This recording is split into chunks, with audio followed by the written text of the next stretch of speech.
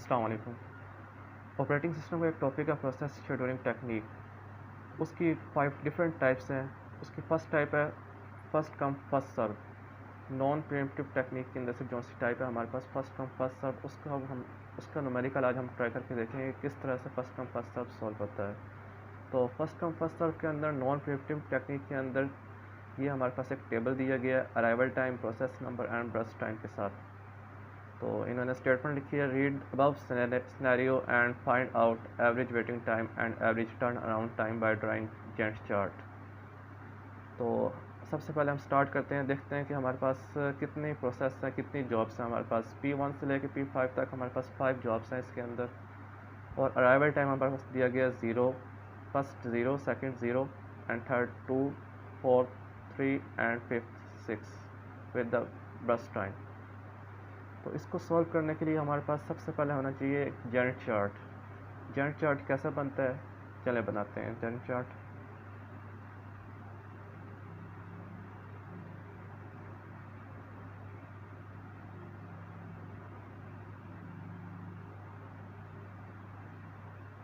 Gantt chart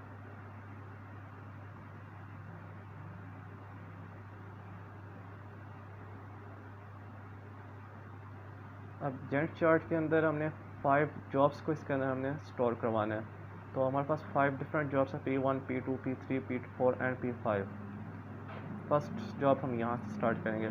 यहाँ पे हम 5 बॉक्स बना लेंगे, 1 2 3 एंड 4। जॉब्स हमारे पास P1 से P5 तक है, उस जॉब्स को हम शुरू में लिख देते हैं, P1, P2, P3, P4 and then P5। Okay हो गया। तो स्टार्ट करते हैं हम अराइवल टाइम से अंदर। जो हमारा फर्स्ट अराइवल टाइम गिवन होता है फर्स्ट कम फर्स्ट सर्व के अंदर, जो सबसे पहले जॉब हमें दी गई होती है वही हमारे पास सॉल्व होती है। तो सबसे पहले जॉब कौन सी है, ये हमारे पास P1 आई है। उसका अराइवल टाइम कहाँ से स्टार्ट हो रहा है, 0 से स्टार्ट हो रहा है। तो हम सबसे पहले हम देखेंगे कि अराइवल टाइम हमारे पास 0 है, तो हम P1 के शुरू में, फर्स्ट जॉब है तो हम P1 के शुरू में 0 लिख देंगे। और फिर उसको 0 को ऐड करेंगे सेकंड टाइम बर्स्ट टाइम के अंदर, 0 + 5 करेंगे। ये फर्स्ट का अराइवल टाइम और फिर बर्स्ट टाइम, ये हमारे पास P1 का कंप्लीशन टाइम होगा और P2 का जो सा स्टार्टिंग टाइम होगा। 0 + 5 करेंगे तो हमारे पास 5 आ जाएगा। इसके बाद up to so on next job पे हम जब मूव करेंगे, तो जब P2 पर मूव करेंगे तो P2 का जो सा हमारे पास बर्स्ट टाइम है वो हमारे पास 2 है। 5 + 2 करेंगे तो 5 + 2 हमारे पास कितना बन जाएगा, 5 + 2 7 हो जाएगा। जो हमारा P2 का हमारा फिर स्टार्टिंग टाइम 5 हो जाएगा और P2 का एंडिंग टाइम कंप्लीशन टाइम हमारे पास 7 हो जाएगा।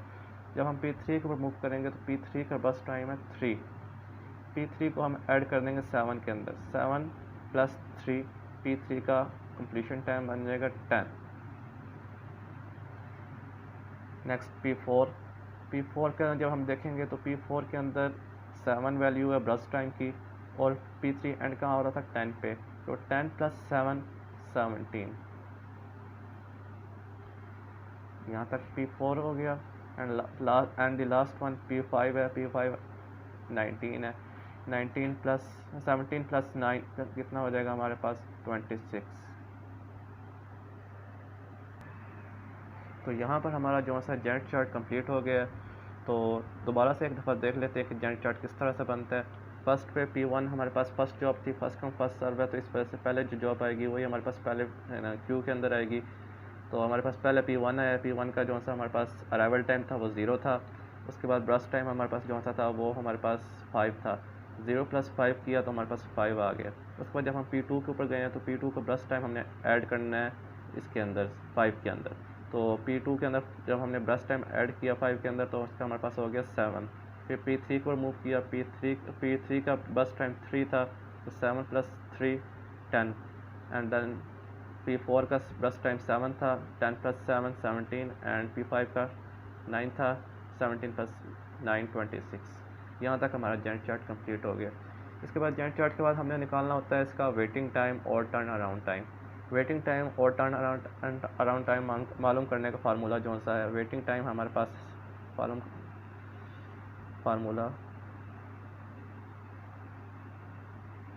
रिस्पॉन्स टाइम कि किस टाइम हमें रिस्पॉन्स मिला माइनस अराइवल टाइम कि किस टाइम हमारे पास वैल्यूज़ आई। ये हमारे पास है वेटिंग टाइम मालूम करने का फार्मूला। और सेकंड हमारे पास क्या मालूम करना है हमने, turn around time. Turn around time इसका फार्मूला क्या होगा, इसका फार्मूला होगा कंप्लीशन टाइम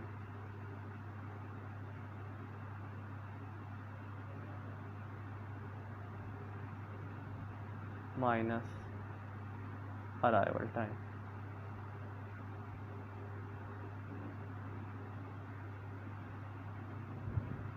ये हमारे पास दो फार्मूले हैं। वेटिंग टाइम मालूम करने का फार्मूला क्या है, response time minus arrival time, and turn around time मालूम करने का फार्मूला क्या है हमारे पास, completion time minus arrival time.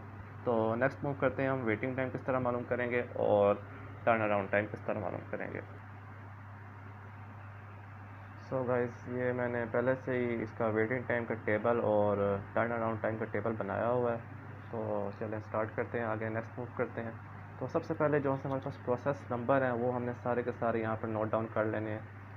P1 है हमारे पास, P2 है, P3 है, P4 and then P5।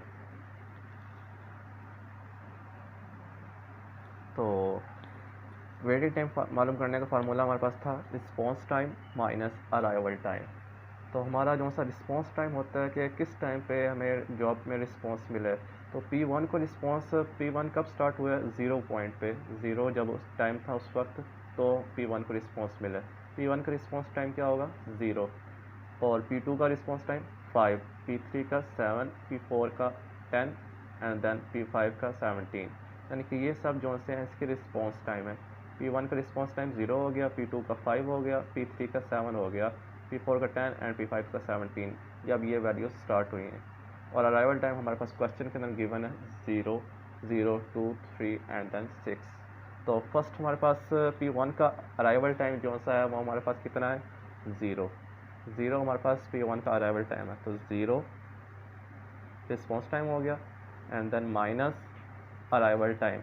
Arrival time हमारे पास कितना है, 0। P1 का अराइवल टाइम हमारे पास कितना है, 0। 0 minus 0 equal to 0। Then P2 का 5 एंड देन माइनस 0। P2 का अराइवल टाइम 0 है तो 5 माइनस 0 इक्वल टू 5। उसके बाद हम मूव करते हैं P3 पे। P3 का रिस्पॉन्स टाइम हमारे पास 7 है, 7 एंड अराइवल टाइम 2 है। P3 का जो सा 7 माइनस 2 इक्वल टू 5। P4 के ऊपर मूव करते हैं। P4 का जो हमारे पास रिस्पॉन्स टाइम है, किस टाइम हमें रिस्पॉन्स मिला है, 10 पॉइंट पे। 10 माइनस P4 का arrival time 3 minus 3, 10 minus 3 equal to 7 and the last one 17।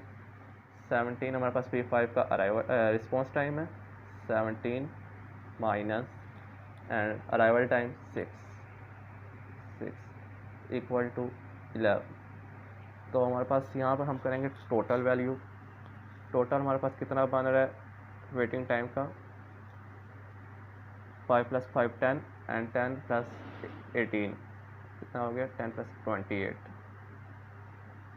तो यहाँ पे हमारे पास जो एवरेज वेटिंग टाइम होगा, एवरेज वेटिंग टाइम, इसको हम कर लेंगे 28 डिवाइडेड बाय कितने प्रोसेस हैं, 1 2 3 4 5, 28 divided by 5 equal to,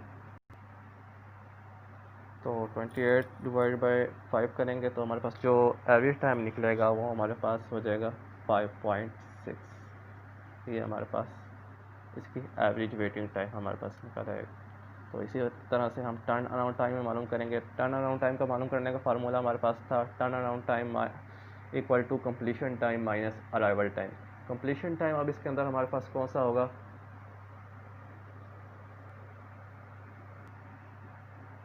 completion time इसके अंदर हमारे पास कौन सा होगा, कंप्लीशन टाइम हमारे पास होगा जहाँ पे ये वैल्यूज़ एंड हो रही है। P1 हमारे पास कहाँ पर एंड हो रहा है, 5 पे। ये हमारे पास P1 का कंप्लीशन टाइम है। P2 का कंप्लीशन टाइम हमारे पास 7 हो जाएगा क्योंकि 7 पे एंड हो रहा है। P3 का 10, P4 का 17 एंड P5 का 26। ये हमारे पास इनके कंप्लीशन टाइम हमारे पास निकल आएंगे। तो प्रोसेस हमने वैसे ही लिख लेने, नोट डाउन कर लेने जैसे आगे किए थे।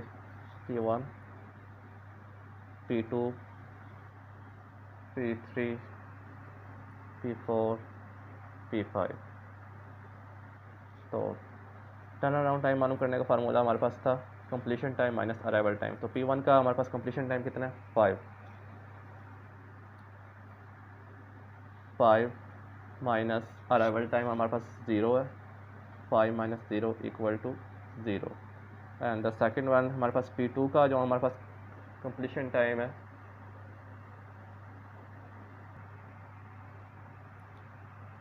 P2 का जो हमारे पास कंप्लीशन टाइम है हमारे पास कितना है, 7 है।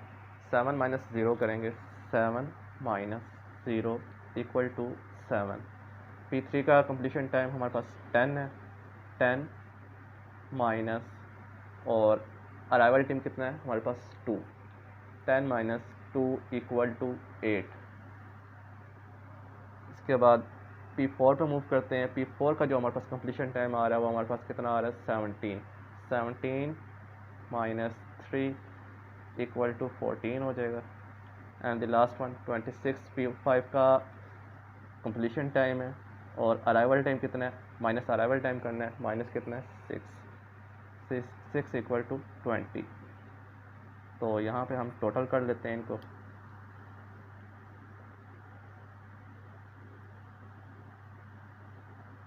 Total 20 plus 4 14 34 and 34 plus 7 41 41 49। तो यहाँ पे हमारे पास जो एवरेज टर्न अराउंड टाइम निकलेगा वो होगा हमारे पास 49 डिवाइडेड बाय 5 इक्वल टू हमारे पास आ जाएगा 9.8 के। ये हमारा आज का क्वेश्चन था, first come first serve scheduling technique, non predictive technique के साथ। तो उम्मीद है कि आपको समझ आ गई होगी। तो थैंक यू सो मच। अल्लाह हाफिज़।